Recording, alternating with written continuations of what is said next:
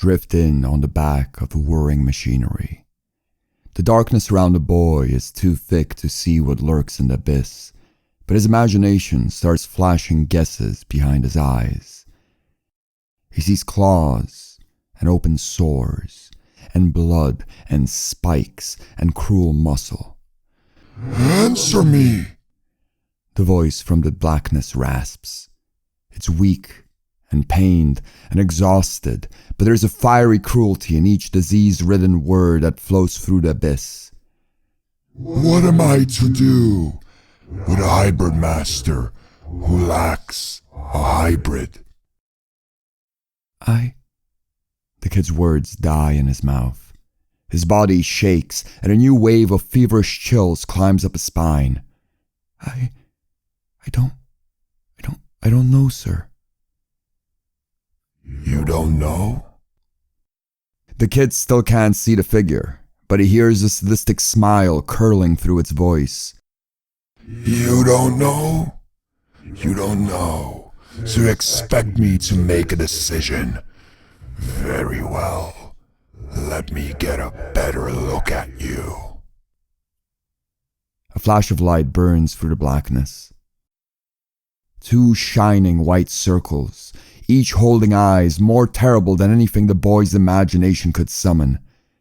The eyeballs are bloodshot and diseased and mad. "Oh," says the figure, almost casually, as it scrutinizes the boy from head to toe. "Oh, I recognize this face. Oh." The being rockets through the abyss as it cackles. It is the same laughter the boy had heard in the dark room above. It is the same cruel laughter, but it's filled with more malice and joy than it had been before. The arena stays buried in dark, but the being's glowing spectacles offer just the faintest hint of its shape. All around the being, all around the boy, an ocean of movement stirs in the dark. "The traitor's son," the being finally says, descending back towards the boy. It's closer than before. Even past the coat his stepmother gave him, the kid can feel the foreign heat of the monster. "I knew I recognized the face," the being says, making the boy cough with its noxious breath. "You look just like the man who sold you. You look just like the old master of the temple. Yes, you are his son. What sense of humor this chaotic universe has." Shades of artificial blue spread out through the arena like tendrils of a parasitic fungus. As the being cackles, it flies across the room, growing more and more real. At the edges of its limbs sit incomprehensible tendrils of azure light and pulsing metal. The whole arena is infested with the spiderweb of the being's appendage. The professor laughs and laughs and laughs until he starts to choke. With a torrent of coughs, the maddening figure descends back to the child. "Your father has served me well," he says, his bloody eyes unflinching. "Your father has served me well, and then he abandoned me. He abandoned all of us. He abandoned Gorod Willow and all that is good." "I'm sorry, sir." "Will you beg for forgiveness on your father's behalf? Do you think that by begging for forgiveness for his sins you'll find amnesty for your own? Do you really think that I'm an old fool who can't tell the difference?" "No, sir." The wire-ridden corpse of the professor stares down at the kid. His bloodshot eyes do not blink. They quietly pass judgment on the child. "You were given a gift," the corpse finally says, his voice full of venom. "You were given a gift, And through your own carelessness, you threw that gift away. Were you more careful? Were you more restrained in your orders? The machines were, and the tentacles of metal pulse, and the bloodshot eyes encased in burning spectacles do not blink. The death of the hybrid is your fault. Yet it is not your fault alone. The butcher's boy told me that discipline was the most important part of being a hybrid trainer. Today, he exhibited none. A good trainer would have controlled his hybrid. A good trainer would have followed orders. The kid stays silent. He stands and shakes and awaits to see what will become of him. A hybrid trainer without a hybrid. What am I to do with you? It would be a shame to see you perish. You're young, you're healthy, and... The professor grins. His teeth are of jagged metal and blood. I could take you for a wife. The professor's lips are chapped and worn and ancient. With a tongue that resembles a shivering worm, the professor traces the corners of his mouth. He does not understand the professor's words, but the visage of the crucified corpse smacking his lips is enough to strike fear in the kid's heart.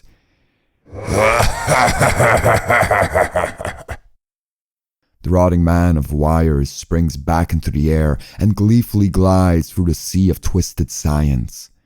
I only jest.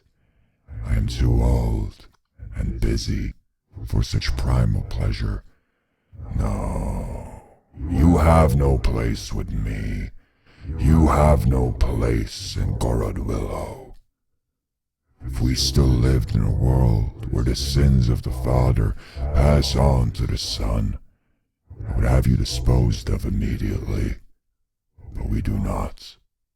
I am a modern man, and I seek modern solutions. You are at fault for the hybrid's death, and that cannot be ignored.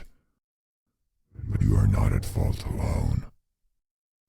If you possess even a fraction of the talent your father possessed before he threw it all away, you will make a good hybrid trainer. No, child. I will not have you killed. I will not have you killed, but you were volunteered to fight as my champion, and that duty is far too holy to reject.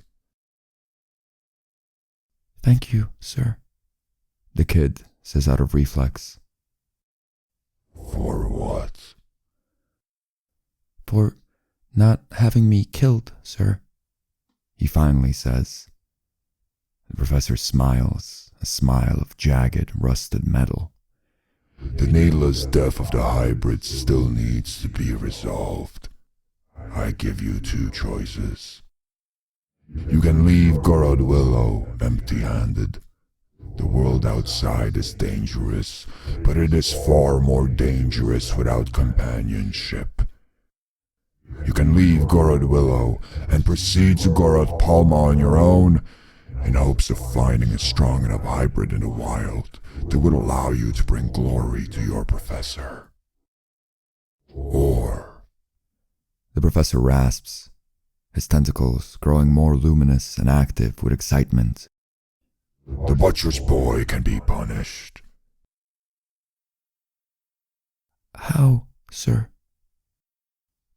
Death. How, sir? How what, child? How? The kid swallows another cough. How would the butcher's boy die?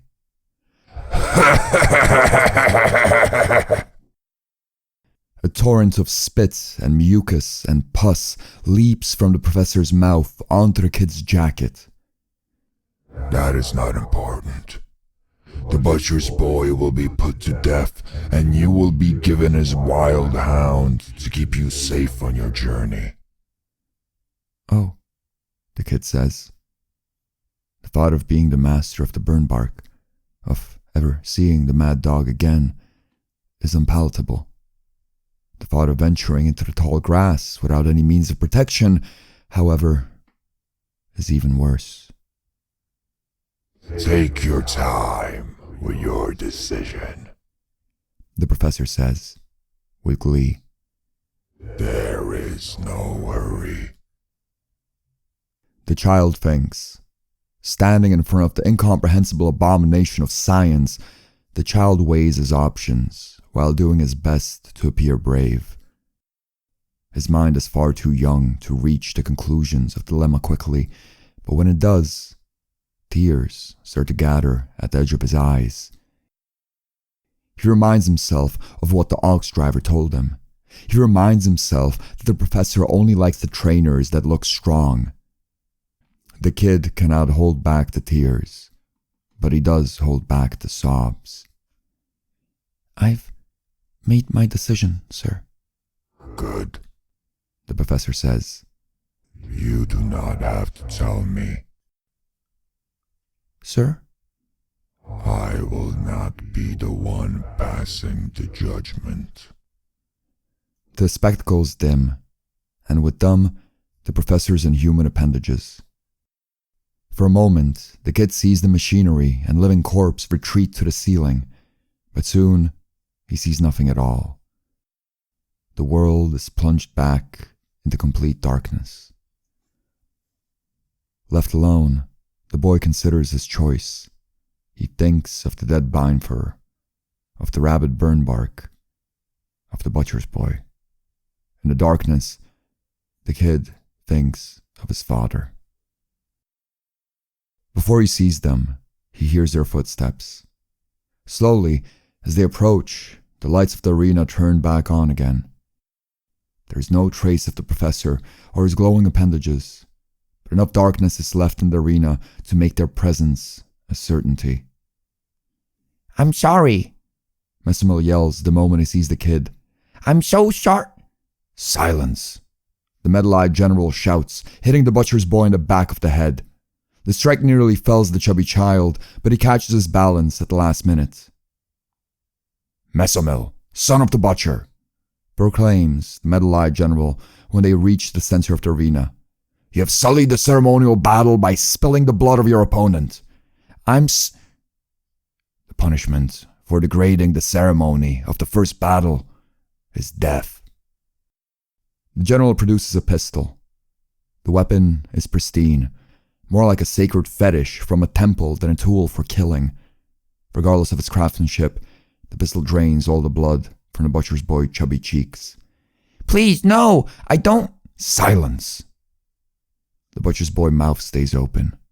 His teeth jitter. The boy no longer looks healthy. He is pale as a ghost. The punishment for degrading the ceremony of the first battle is death, the general continues. Yet in his great wisdom, the professor has left the judgment to the trainer you have maligned. It is up to your opponent to decide whether you die or not.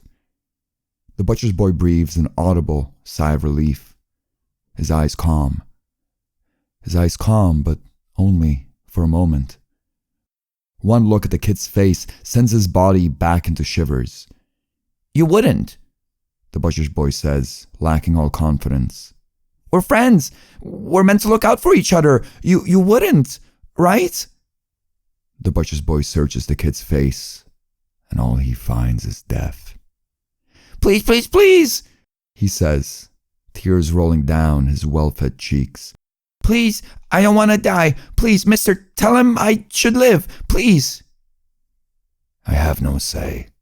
I am simply the executioner of the professor's will. The butcher's boy tries to plead further, but his voice becomes nothing but a croak. He falls to his knees, weeping uncontrollably, pleading with the kid. The kid cannot meet the butcher's boy's eyes. All he can think of is the butcher's wife, of the kind lady that used to sell apples by the fields, of Dr. Kambara. When the kid stood in the darkness, he was satisfied with his decision. He had accepted the burden of guilt he would have to carry with him for the rest of his days. Now, he's not so sure. The kid changes his mind. I want him to live, he says. Above them, off in the abyss, in a voice that had ceased to be human long ago, rasping, joyous laughter rings out.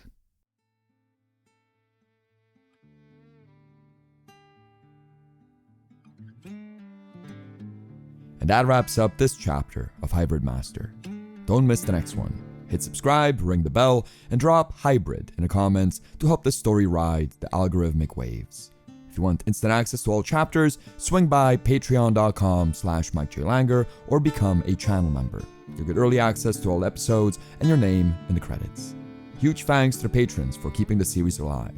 Bob Konderg, C.R. Emptied, Christopher Brunda, Daniel Wengel, Dante Kincaid, Mr. Creepypasta, Quiet Pills, and Koos. Stay safe, stay sane, and I'll see you in the next one.